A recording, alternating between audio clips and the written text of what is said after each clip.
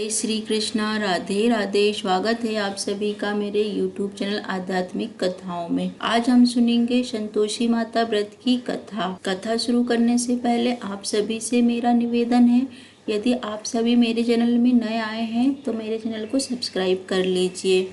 आइए शुरू करते हैं संतोषी माता की कथा। बोलिए संतोषी माता की जय। एक गांव में एक बुढ़िया रहती थी। उसके 7 बेटे थे। 6 कमाने वाले थे जबकि एक निकम्मा था। बुढ़िया माँ 6 बेटों की रसोई बनाती, भोजन कराती और उनसे जो जूठन बच जाता वह 7वें को देती थी। एक दिन वह अपनी पत्नी से बोला, देखो मेरी माता मुझ पर कितना प्रेम करती है। वह बोली, क्यों नहीं, सबका जूठा जो तुमको खिलाती है। वह बोला, ऐसा नहीं हो सकता, मैं जब तक अपनी आंखों से न देख लूं मान नहीं सकता। बहू ने हंसकर कहा, बोली, देख लोगे तब तो मानोगे। कुछ दिन बाद घर में बड़ा त्योहार आया। घर में 7 प्रकार के भोजन और चूरमे के लड्डू बने। वहाँ जांचने को सिर दुखने का बहाना कर पतला वस्त्र सिर पर ओढ़े रसोई घर में सो गया। वह कपड़े में से सब देखता रहा। 6 भाई भोजन करने आए। उसने देखा माँ ने उनके लिए सुंदर आसन बिछाए, नाना प्रकार की रसोई परोसी और आग्रह करके उन्हें जमाया और वह देखता रहा। 6 भाई भोजन करके उठे तब माँ ने उनकी जूठी थालियों में से लड्डुओं के टुकड़े उठाकर एक लड्डू बनाया। जूठन साफ कर बुढ़िया माँ ने उसे पुकारा, बेटा 6 भाई भोजन कर गए, अब तू ही बाकी है, उठ, तू कब खाएगा। वह कहने लगा, माँ मुझे भोजन नहीं करना, मैं अब परदेश जा रहा हूँ। माँ ने कहा, कल जाता हो तो आज ही चला जा। वह बोला, हाँ आज ही जा रहा हूँ। यह कहकर वह घर से निकल गया। 7वें बेटे का परदेश जाना चलते समय पत्नी की याद आई। वह गौशाले में कंडे उपले थाप रही थी। वह जाकर बोला, हम जावे परदेश को आवेंगे कुछ काल, तुम रहियो संतोष से धर्म अपनो पाल। वह बोली, जाओ पिया आनंद से हमारो सोच हटाए, राम भरोसे हम रहे ईश्वर तुम्हें सहाय। 2 निशानी आपनी देख धरो में धीर, सुधिमति हमारी बिसरियो रखियो मन गंभीर। वह बोला, मेरे पास तो कुछ नहीं है, यह अंगूठी है सो ले लो और अपनी कुछ निशानी मुझे दे दो। वह बोली, मेरे पास क्या है, यह गोबर भरा हाथ है। यह कहकर उसकी पीठ पर गोबर के हाथ की थाप मार दी। वह चल दिया। चलते चलते दूर देश में पहुंचा। परदेश में नौकरी। वहाँ एक साहूकार की दुकान थी। वहाँ जाकर कहने लगा, भाई मुझे नौकरी पर रख लो। साहूकार को जरूरत थी। बोला, रह जा। लड़के ने पूछा, तनख्वाह क्या दोगे। साहूकार ने कहा, काम देखकर दाम मिलेंगे। साहूकार की नौकरी मिली। वह सुबह 7 बजे से 10 बजे तक की नौकरी बजाने लगा। कुछ दिनों में दुकान का सारा लेन देन, हिसाब किताब, ग्राहकों को माल बेचना, सारा काम करने लगा। साहूकार के 7-8 नौकर थे। वे सब चक्कर खाने लगे। सेठ ने भी काम देखा और 3 महीने में ही उसे आधे मुनाफे का हिस्सेदार बना लिया। वह कुछ वर्ष में नामी सेठ बन गया और मालिक सारा कारोबार उस पर छोड़कर चला गया।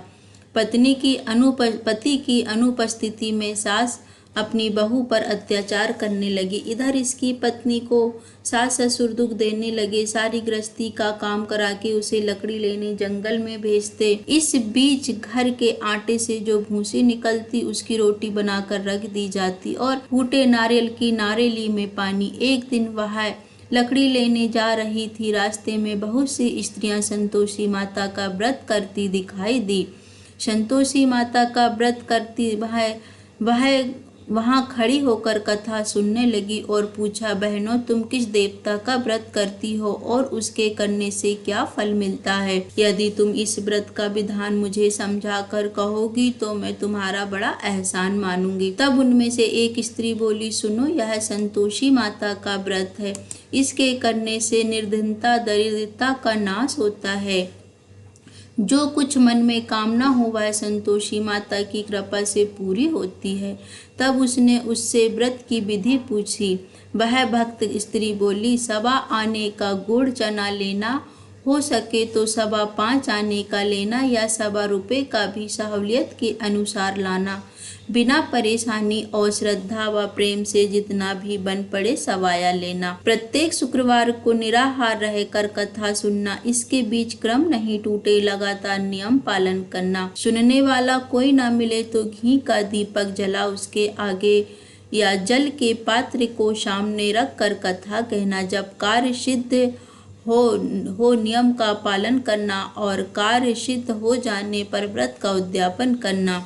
3 मास में माता फल पूरा करती है। यदि किसी के ग्रह खोटे भी हो तो भी माता 1 वर्ष में कार्य सिद्ध करती है। फल सिद्ध होने पर उद्यापन करना चाहिए, बीच में नहीं। उद्यापन में 2.5 सेर आटे का खाजा तथा इसी परिणाम से खीर तथा चने का साग करना।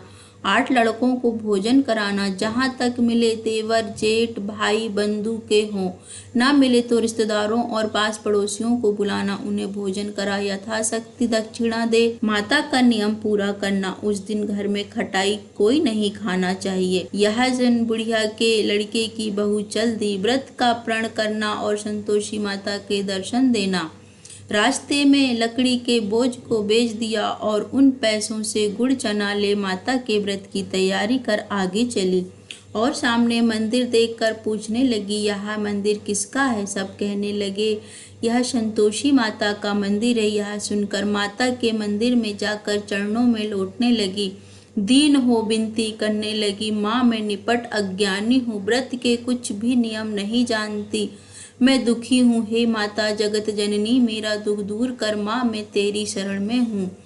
माता को दया आई। एक शुक्रवार बीता कि दूसरे को उसके पति का पत्र आया और तीसरे को उसका भेजा हुआ पैसा आ पहुँचा। यह देख जेठ जेठानी मुंह सुकेड़ने लगे। लड़के ताने देने लगे, काकी के पास अब तो पत्र आने लगे, रुपया आने लगे, अब तो काकी की खातिर बढ़ेगी। बेचारी सरलता से कहती है, भैया कागज आवे रुपया आवे तो हम सबके लिए अच्छा है। ऐसा कहकर वह आंखों में आंसू भरकर संतोषी माता के मंदिर में आ मातेश्वरी के चरणों में गिरकर रोने लगी। माँ मैंने तुमसे पैसा कम मांगा है, मुझे पैसे से क्या काम है, मुझे तो अपने सुहाग से काम है, मैं तो अपने स्वामी के दर्शन मांगती हूँ। तब माता ने प्रसन्न होकर कहा, जा बेटी तेरा स्वामी आएगा। यह सुनकर खुशी से बावली होकर घर में जा काम करने लगी। अब संतोषी माँ विचार करने लगी, इस भोली पुत्री से मैंने कह तो दिया कि तेरा पति आएगा, लेकिन कैसे? वह तो इसे स्वप्न में भी याद नहीं करता, उसे याद दिलाने को मुझे ही जाना पड़ेगा। इस तरह माताजी उस बुढ़िया के बेटे के पास जा स्वप्न में प्रकट हो कहने लगी, साहूकार के बेटे सो रहा है या जागता है? वह कहने लगा, माता सोता भी नहीं हूँ, जागता भी नहीं हूँ, कहिए क्या आज्ञा है? माँ कहने लगी, तेरे घर बार कुछ है या नहीं? वह बोला, मेरे सब कुछ है, माँ बाप है, बहू है, क्या कमी है? माँ बोली, भोले पुत्र तेरी बहू घोर कष्ट उठा रही है, तेरे माँ बाप उसे दुख दे रहे हैं, वह तेरे लिए तरस रही है, तू उसकी सुधि ले। वह बोला, हाँ माता जी यह तो मालूम है, परंतु जाऊं कैसे? परदेश की बात है, लेन देन का कोई हिसाब नहीं है, कोई जाने का रास्ता ही नजर नहीं आता, कैसे चला जाऊं? माँ कहने लगी, मेरी बात मान, सवेरे नहा धोकर संतोषी माता का नाम ले, घी का दीपक जला, दंडवत कर दुकान पर जा बैठ, देखते देखते सारा लेन देन चूक जाएगा, जमा माल बिक जाएगा, सांझ होते होते धन का भारी ढेर लग जाएगा। अब बूढ़े की बात मान, वह नहा धोकर संतोषी माता को दंडवत घी का दीपक जला दुकान पर जा बैठा। थोड़ी देर में देने वाले रुपया लाने लगे, लेने वाले हिसाब लेने लगे, कोठे में भरे सामान के खरीदार नगद दाम दे सौदा करने लगे। शाम तक धन का भारी ढेर लग गया। मन में माता का नाम ले, चमत्कार देख प्रसन्न हो घर ले जाने के वास्ते गहना कपड़ा सामान खरीदने लगा। यह काम से निपट तुरंत घर को रवाना हुआ। उधर उसकी पत्नी जंगल में लकड़ी लेने जाती, लौटते वक्त माता जी के मंदिर में विश्राम करती। वह तो उसके प्रतिदिन रुकने का जो स्थान ठहरा, दूर से दूर धूल उड़ती देख वह माता से पूछती है, हे माता यह धूल कैसे उड़ रही है? माता कहती है, पुत्री तेरा पति आ रहा है, अब तू ऐसा कर, लकड़ियों के 3 बोझ बना ला, एक नदी के किनारे रख और दूसरा मेरे मंदिर पर व तीसरा अपने सिर पर। तेरे पति को लकड़ियों का गट्ठा देख मोह पैदा होगा, यह रुकेगा, नाश्ता पानी खाकर माँ से मिलने जाएगा। अब तू लकड़ियों का बोझ उठाकर जाना और चौक में गट्ठर डालकर जोर से आवाज लगाना, लो सासू जी लकड़ियों का गट्ठर लो, भूसी की रोटी दो, नारियल के खोपड़े में पानी दो, आज मेहमान कौन आया है। माता जी से बहुत अच्छा कहकर भाई प्रसन्न मन से लकड़ियों के 3 गट्ठर बनाई, एक नदी के किनारे पर और एक माता जी के मंदिर पर रखा। इतने में ही एक मुसाफिर आ पहुंचा। सूखी लकड़ी देख उसकी इच्छा उत्पन्न हुई कि हम यहीं पर विश्राम करें और भोजन बना खा पीकर गांव जाएं। इसी तरह रुक कर भोजन बना विश्राम करके गांव को गया। सबसे प्रेम से मिला। उसी समय सिर पर लकड़ी का गट्ठर लिए वह उतावली सी आती है। लकड़ियों का भारी बोझ आंगन में डालकर जोर से 3 आवाजें देती हैं, लो सासू जी लकड़ियों का गट्ठर लो, भूसी की रोटी दो, आज मेहमान कौन आया है। यह सुनकर उसकी सास बाहर आकर अपने दिए हुए कष्टों को भुलाने हेतु कहती है, बहू ऐसा क्यों कहती है, तेरा मालिक ही तो आया है, आ बैठ, मीठा भात खा, भोजन कर, कपड़े गहने पहन। उसकी आवाज सुन उसका पति बाहर आता है। अंगूठी देख व्याकुल हो जाता है। माँ से पूछता है, माँ यहाँ कौन है। माँ बोली, बेटा यह तेरी ही बहू है, जब से तू गया है तब से सारे गांव में भटकती फिरती है, घर का काम काज कुछ करती नहीं, 4 पहर आकर खा जाती है। वह बोला, ठीक है माँ, मैंने इसे भी देखा है और तुम्हें भी, अब दूसरे घर की चाबी दो, उसमें रहूंगा। माँ बोली, ठीक है, जैसी तेरी मर्जी। तब वह दूसरे मकान की 3री मंजिल का कमरा खोल सारा सामान जमाया। एक दिन में राजा के महल जैसा ठाट बाट बन गया था। अब क्या था, बहु सुख भोगने लगी। इतने में शुक्रवार आया। शुक्रवार व्रत के उद्यापन में हुई भूल किया खटाई का इस्तेमाल। उसने पति से कहा, मुझे संतोषी माता के व्रत का उद्यापन करना है। पति बोला, खुशी से कर लो। वह उद्यापन की तैयारी करने लगी। जेठानी के लड़कों को भोजन के लिए कहने गई। उन्होंने मंजूर किया, परंतु पीछे से जेठानी ने अपने बच्चों को सिखाया, देखो भोजन के समय सब लोग खटाई मांगना, जिससे उसका उद्यापन पूरा ना हो। लड़के जीमाए आए, खीर खाना पेट भर खाया, परंतु बात आते ही कहने लगे, हमें खटाई खाने को दो, खीर खाना हमको नहीं भाता, देखकर अरुचि होती है। वह कहने लगी, भाई खटाई किसी को नहीं दी जाएगी, यह तो संतोषी माता का प्रसाद है। लड़के उठ खड़े हुए बोले, पैसा लाओ। भोली बहू कुछ जानती नहीं थी, उन्हें पैसे दे दिए। लड़के उसी समय हट करके इमली खटाई ले खाने लगे। यह देखकर बहू पर माता जी ने कोप किया। राजा के दूत उसके पति को पकड़कर ले गए। जेठ जेठानी मनमाने वचन कहने लगे, लूट लूट कर धन इकट्ठा कर लाया, अब सब मालूम पड़ जाएगा जब जेल की मार खाएगा। बहू से यह वचन सहन नहीं हुए।